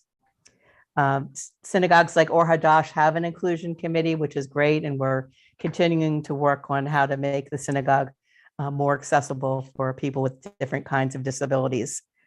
And we want to help identify, what are the critical barriers to full participation, and then develop a specific action plan with specific goals, objectives, timetables, and people responsible for implementing them. So as Leviticus instructs us, you shall not insult the deaf or place a stumbling block before the blind. It's time for all of us to remove the stumbling blocks of architectural, communication, attitudinal barriers. We in the Jewish community must partner with the larger community and rekindle our commitment to full inclusion, equality, and opportunity for all people, including those with disabilities. And this last cartoon shows what my prayer is for people with disabilities, so people wouldn't be saying all these outrageous things to us when we're just out on the street. We'd be saying nice things like, "I see you, I appreciate you, I value you, I hear you, I include you, I respect you." And I'm saying, "I thank you." Okay, and that's it. And if you want to see more of my art, you can look on my website or call me. You know how to get through to me, from Or Hadash as well. So thank you for allowing me to speak with you. Thank you so much, Wendy. And people can Yeshikoff, get- Wendy, Rabbi Thank Alanna, you. if we could ask for an interpreter switch, please. Yes. Thank you. Okay, if there's any questions or anything you wanted to discuss, I kind of put a lot of stuff out there, told a lot of stories, but you have any questions or thoughts about, what I just talked about? Wonderful. So if anyone wants to use the raise hand button or raise their hand the old fashioned way, or type their question into the YouTube chat, I think those are all the different options. If anyone has any questions for Wendy or anything to share and reflect on her talk. Marlene? I don't have a question. Okay. I don't have a question, Wendy, but even though I've known you through Hadash for the last 6 years, this was incredibly insightful, valuable, and it had me thinking. I'm like, I know I talked to you when you have Lucy, but it is amazing. Like when people come up to you and they see the dog, it makes you think. Like, I see you of not just like going for the dog. Like it makes you you have to go back and think about your behavior. And I'm looking at your cartoons and going, I hope I didn't do like any of those offensive things. Yeah, a lot of people say that to me, like, did I say anything to you like that? I hope I didn't. Yeah, but your cartoons are tremendous and they're valuable. And I thank you for sharing this, like one person at a time, to bring up that level of really thinking about it. Yeah. So thank you. No, my pleasure. Thank you so much. Wonderful. Any Doug. other comments or questions? Wendy, unrelated to your talk, because I did this before you started speaking, and it's a slight aside, but I just figured out how we can fix the problem we're going to talk about on Sunday. Oh, okay. I'm So- sorry, I couldn't see. Is that Doug? Yeah, it's Doug. Okay. And I recognized your voice, but I couldn't see. I you. found another way to do it. I've got it figured out. We can talk about it on Sunday. You know what I'm talking about. Yeah, wonderful. We've got a lot of ideas to help make Or Hadash more accessible.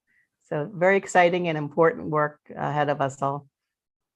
I appreciate knowing about you in terms of you giving your history about high school and not wanting to go to a special high school and wanting to be with your community and all your wonderful art achievements. I mean, I always saw you in the wheelchair as a dog, but I didn't know about the real Wendy, about the whole. Yeah, there's a lot more to me than the wheelchair and the dog. So thank you. No, thank you so much. Wendy, when I'm in the supermarket, this is Cheryl. When I'm in the supermarket and I see someone with any kind of, an assistive device, like a scooter or a wheelchair or some kind of thing where I feel like they can't reach shelves perhaps as much as they might want to, is it right or wrong to say, may I help you reach anything? Like, Yeah. I don't want to insult them, you know what I mean? But Yeah. I want to help people.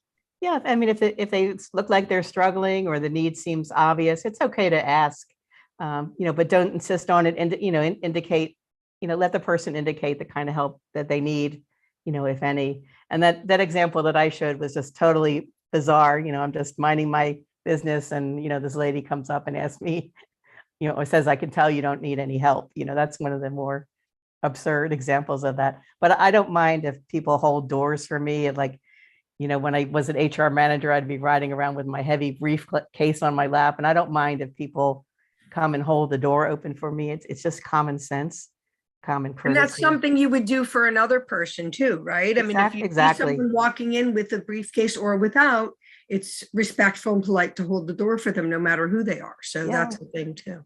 I have another example of this, like one of my friends who's blind and has a guide dog, and she also uses a white cane. And she's told me so many stories of times where she's been escorted across many a street that she didn't even intend to cross. People just grab her, under her arm and start, escorting her. People just go up to her and take her by the elbow and make an assumption. Yeah, made an assumption, and she's not even, wasn't even going to cross that street. So, or they might make it more difficult. Some people, if you're walking on crutches, for example, and you balance is a very important thing, and you may be able to do things, independently yourself. But if somebody grabs you by the arm, they might make you topple over. So just, exercise common sense and, offer assistance, but don't, insist on it.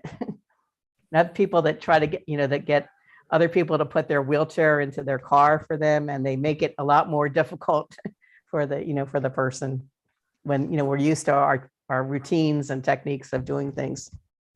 But that's a great question, Cheryl.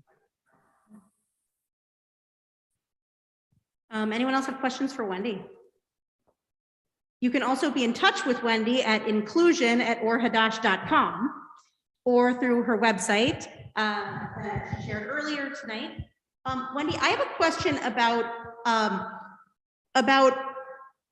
art and education and the way that you got into the cartooning, because as you were talking about your background, you have such a strong experience and training in fine arts.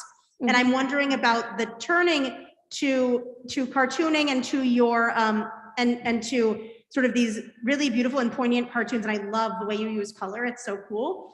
But wondering about cartoon and accessibility. Not accessibility like physical accessibility, but accessibility like making things that are harder to talk about easier to break open and bring to speech. I think about animated films that are not children's films, like Waltz with Bashir several years ago about the Second Lebanon War, and your cartoons, bringing people into this conversation about your everyday experience with people and their atrocious comments and the experience of being a woman with a disability. And just wondering if you wanted, if there's anything just to reflect on the way that cartoon as embracing cartooning as a modality for I never did cartoons at all. Growing up, I was always drawing as a kid, and in college, majored in sculpture, and I was doing large scale environmental sculpture, and always like the smallest person in the class doing the biggest pieces. And I really wore myself out, doing that kind of work. But, working for so many years and dealing with, the discrimination that I experienced and, the attitudinal barriers. And I started like putting everything together. Like in the last 6 years, I started making these cartoons. And it was just a very, for me, it was a cathartic experience at first to put all these thoughts, on paper, like when people were saying all this stuff when I got out of my car. But then I realized it's not really just for me. It's a very accessible medium. I'm able to tell these stories, and other people, with or without disabilities, they enjoy them and they can learn from them. So it's just something that I really want to focus more on now. And I'm working on a book right now. And it's going to be called "Oh, the Things They'll Say." And it has me on the front, like with a monk, the scream painting kind of, "Oh, the things they'll say." And I'm going to be, having cartoons and little explanations of them all in the book. But I think it's a great medium to tell your story. And I've been doing a lot of teaching for young people. Like this week, I did a workshop for 2 classes of kindergartners to second graders. And then Thursday, I did 4th, 5th, and 6th graders. And they look at the coloring book that I created about, it's called A Day of Questions. And they had just a ton of questions for me. It was just amazing. And I felt like I was really doing what I should be doing with my life. So I really, want to have more meaning, do things that are more meaningful for my career, in this latest chapter of my life. I think that this is Anita Schmoker. I'm sorry, I was raising my hand, but yeah, what you did for the children is a true mitzvah. And I think that also what you did for us tonight is a true mitzvah. I want to thank you. This might, I don't know, sound a little way off, but when I go to these meetings, like a whole day the other day of the anti-racism stuff, and I tried to talk about how, to me, the bigger picture is about anti-prejudice and anti-discrimination. Like that's the whole bigger piece of the umbrella. Mm-hmm. I feel that they're like they're in one thing, feeling like that's everything. Mhm. But I just want to say how grateful I am for what you presented. And yeah, I thank you. I thank you. Would it be conceivable to do a podcast for something like that? A podcast? Yeah, for this kind of presentation to give. You can go to so many schools or elementary schools, but Yeah, just one person. I can't go to every school. Yeah. I think that's a great Have you idea. thought of something like that? Yeah. Yeah, if I could do a podcast that's, that I could actually show the work, it wouldn't just be a verbal, That's what I mean. audible That's thing. what I was thinking. Yeah, Yeah. could be amazing. Yeah. Yeah, that would be a great idea. I think, the kids are just so surprised. They just, and they're like my son when he was little, they're not viewing it at negative light, but they have Exactly. so many questions, and parents sometimes will pull their child away when they try to ask a question. And then they get the idea that disability is a bad thing, but it's just a normal, natural part of human existence. And A variation. yeah, and I'd like for us to be, included when we talk about diversity. It's always racial, ethnic diversity. That's not, we're not looking at all the different aspects of That's what I diversity. try to bring up at every medical meeting that I go to. I'll tell you, they shoot me down, but I keep bringing it up. Yeah. So. I'd also Anita, like to go out and talk to bring it some up. doctors too, like in the medical I'd love to schools. see that. Yeah, no kidding. It should be in the medical school. Right. Should be. Yeah. Yeah, but thank you. I really appreciate that, Anita. Thank you. Thank you. Does mental illness come under the umbrella of disability inclusion and awareness? Yes, it's another disability. It's covered under the Americans with Disabilities Act. Okay. And what is being done in that area for awareness and inclusion? Well, there's different national organizations that focus on mental illness, and there's others on our inclusion committee that are involved with those as well. But there's hundreds of different types of disabilities. We're like the largest minority in this country. That like 1 out of 4 people has a disability, and we're not just talking about people in wheelchairs or people that are blind or deaf. We're all types of hidden disabilities, invisible disabilities. So we need, despite all this, we need to have more visibility in all facets of society. You just reminded me of a little piece when I have some visual impairment, and I went into a shul around my neighborhood with my mother who was 100, and I said to them, pardon me, do you have a large print prayer book? And they handed it to her, and she said, I don't need this. Right. Yeah, that kind of stuff happens a lot, unfortunately. Yeah. Like when the doctor's asking my husband or looking at my husband when, Right. I'm the patient at the time. Yeah, we have a lot of work to do. Thank you so much, Wendy, for sharing your art and for sharing your story and for giving us this opportunity to enter into conversation about inclusion, disability, and especially about checking the assumptions that we make consciously and subconsciously when we meet anybody and everybody in our lives. And so, gosh, thank you so much, Wendy, for sharing your Torah tonight.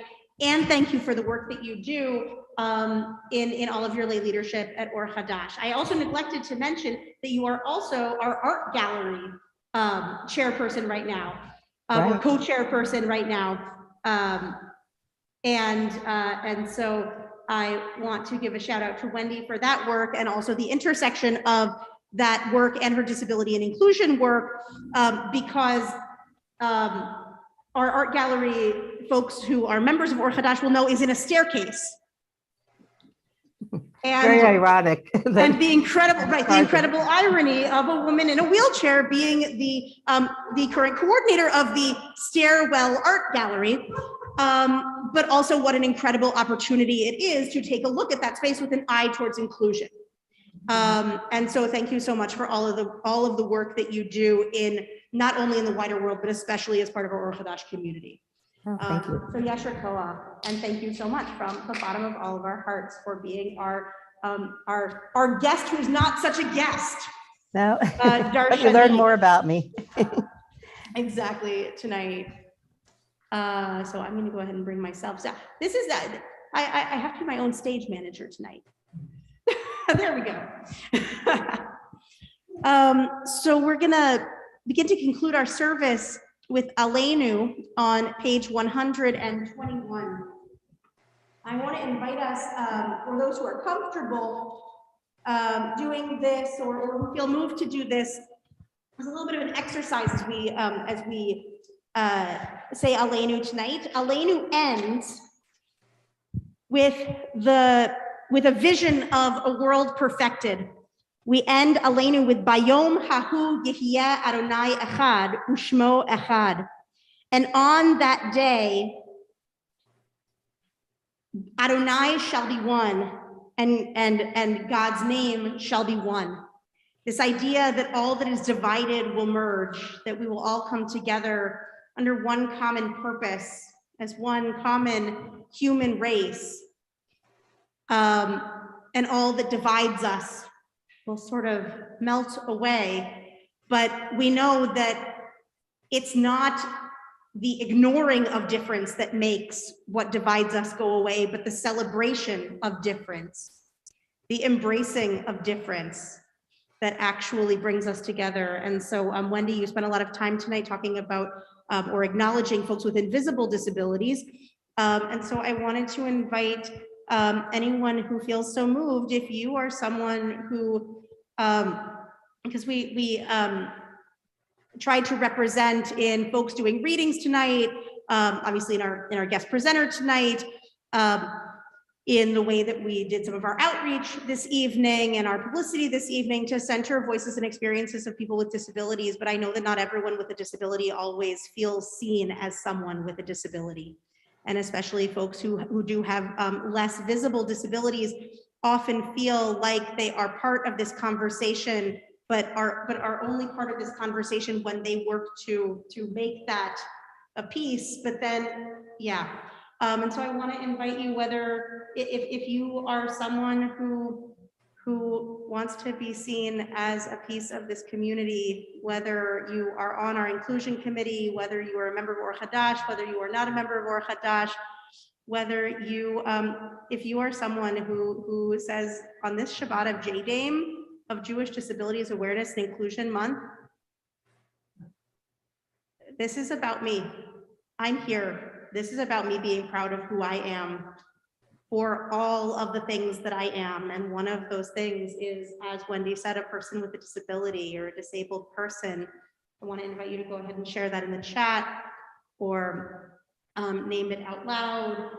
And we can use that as an intention as we rise for Alanna, because it is on all of us. We rise in spirit or in body. It is on all of us to embrace one another in all of the ways that we come as human beings, so that Bayom Hahu Yehiya Adonai Echad Ushmo Echad. So I'll start us off. And I have Tourette's syndrome, which is something a lot of people don't know about me. I just think I roll my eyes a lot. And so if you want to share in the chat or to one another, Yeah, I'm Rich Davis, and I have OCD.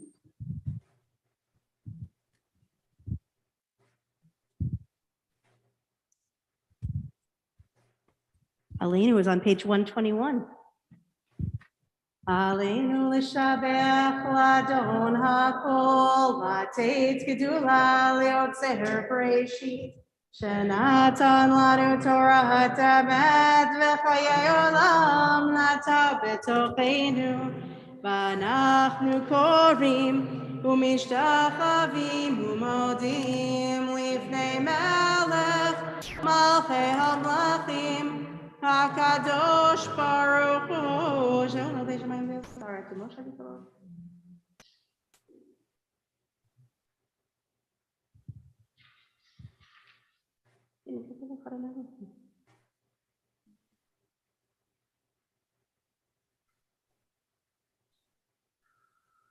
ככתוב בתורתך, אדוני ימלוך לעולם ועד, ונאמר, והיה אדוני למלך על כל הארץ. ביום ההוא, יהיה אדוני אחד, ושמו אחד. We can be seated. As our chat keeps rolling down, I also want to invite us to turn in our Sibburim to page 131 for Mourner's Kaddish, and in our hearts to those who we loved and lost in recent days and weeks. We're in a period of Shloshim, the month following the passing of Doris Krieger-Vine, mother of Marlene Ross, and for Willie Schneer, brother of Shelley Quigley. We mark the Yortzites this week of Harriet Smolin, sister of Bert Siegel, and Yetta Golub, grandmother of Laura Medalis. I want to invite those who are in mourning or observing a Yortzite to rise in spirit or in body for Mourner's Kaddish, along with those whose tradition it is to rise for Kaddish. And we add this week, of course, also all of those who've passed from COVID-19 in the past 11 months. And though many have not been laid to rest yet, all of those who've lost their lives so far in the conflict in Ukraine. Mourner's Kaddish is on page 131. Yitgadal v'yitkadash shemei Rabbi. Amen. Ve'alma divrach hirutei v'yamlich malchutei v'chayechon u'vyomechon u'v'chayei dechol beit Yisrael ba'agala u'vizman kariv v'imru. Amen. Amen. Yehei shmei Rabban v'orach le'olam u'lalmei almaya. Yitbarach v'yishtabach v'yitpa'ar v'yitchomam v'yitnasei v'yitadar v'yitalev v'yithalal shemei dekudsha brichu le'ela min kol birchata v'shirata tush bechata v'nechamata ta'amiran be'alma v'imru. Amen. Amen. Yehei shlama rabba min shemaya v'chayim aleinu ve'al kol Yisrael v'imru. Amen. Amen. Osei shalom b'imromav. Hu ya'aseh shalom aleinu ve'al kol Yisrael ve'al kol yoshvei tevel v'imru. Amen. Name Zikronam Libracha. May the memories be a blessing for all of us. And I missed a few names for Kaddish. Also, we remember Philomena Ranieri and Steve Margolis. They can be seated. Shabbat Shalom. First of all, Yasher Koch to Wendy and to all of the members of our inclusion committee. If you are here and on the inclusion committee and you have an ability of some way to raise your hand or somehow identify yourself, please do go ahead and do that. I'm gonna go on to gallery view here so that we can see one another, at least those of us who are on Zoom. Wonderful. And for putting together this really wonderful and terrific service tonight. Thank you to Marilyn and Laura for joining us as our ASL interpreters. Thank you to those who took honors in tonight's service, readings, candle blessings, Kiddush. Thank you so much for taking up this honor, both in the room and on Zoom. As you can tell, we are now back a little bit into exploring what it means to have hybrid services and Torah study. So tomorrow morning, Torah study 9 a.m. here in the sanctuary at those lovely blue tables or on Zoom, followed by services at 10 a.m. and Jeff Jarvis is chanting Torah tomorrow morning. Purim is coming up in just 2.5 weeks. Join us again in the room and on Zoom for Purim. It is going to be on Wednesday evening, March 16th. We're going to start at 6:30 p.m. with the children's costume parade, followed by some festive and hilarious, if I do say so myself, davening on a Purim theme. It may or may not be to melodies from Encanto. So if you haven't seen Encanto yet, see Encanto. Yes, and then Megillah reading in our Purim spiel. If you are a Megillah reader and you haven't yet told me or confirmed that you are reading Megillah, please do email me. I'm trying to put together our list over the next week. And the Purim Spiel is going to take us all home at the end of the evening. The Spielers are hard at work. The Spiel will be equally accessible online and on site because they have been rehearsing and they will be recording this week, and we will be presenting it in a digital format, which means that again this year the Spielers will be able to watch themselves spiel. They don't have to wait for the DVD to come out. It's very nice.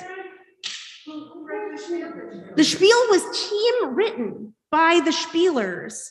I think that many of the songs were written by Barry Bryan and Shelley Quigley. And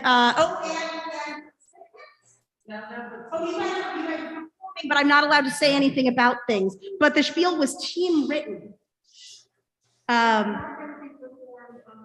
It will not. It will be performed on Zoom and then projected for all of us.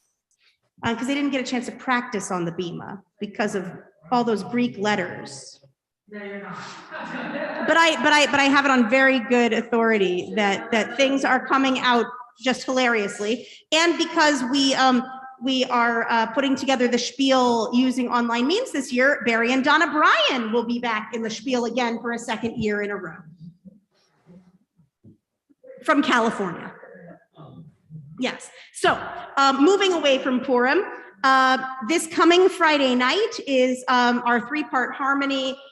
First Friday family service will be, well, I should actually go the other way. Tot Shabbat at 6. We are not ready to be doing dinner quite yet. So part number 2 will be community candle lighting and blessings on Zoom or in the room, and then 7 o'clock family service. And both the Tot Shabbat will be on site here in the sanctuary, and the family service will be both online and on site. The following week is Refugee Shabbat. Please keep your eyes peeled for more information from our Social Action Tikkun Olam committee about the specifics of our speaker panel, but my wife Rebecca will be speaking, as well as someone who has recently arrived to this country in the last several years. More details to come from Vivian Kane and Shelley in the coming week. Also save the date for Scholar in Residence. We're thrilled to be welcoming Jewish musician and scholar Joey Weisenberg for the first weekend of April, Friday night and Saturday morning, afternoon, and a possible Saturday night Havdalah program as well. We're still figuring out the timing of the weekend, and then he will be with our children on Sunday morning during Smile School. We're really thrilled that Joey will be coming. So please keep your eyes peeled for publicity about that in the coming 2 weeks. This Monday night is Monday night Torah study. And does anyone else have anyone else? Oh, and this, thank you. This Tuesday night is the healing service at 7 o'clock. And on Wednesday is the 12-step Chavurah on Zoom at 7:30. Thank you. And before we say a last Shabbat Shalom, oh, I'm not on my computer, am I? I'm here on the sanctuary computer. I'm so sorry. We are going to close this evening. Oh, it's not even there. Yes, it is. With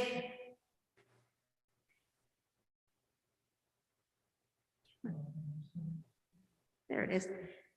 We're going to close tonight with a song that we have not sung here with this community in quite some time, because our Makela has not been able to sing in person for about 23 and a half months.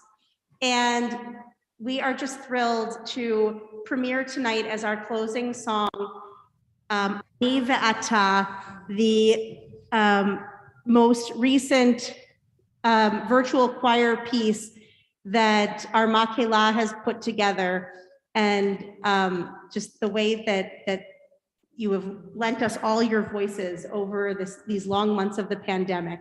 And so, Ani Ve'ata Neshane et ha'olam, you and me together, we can change the world.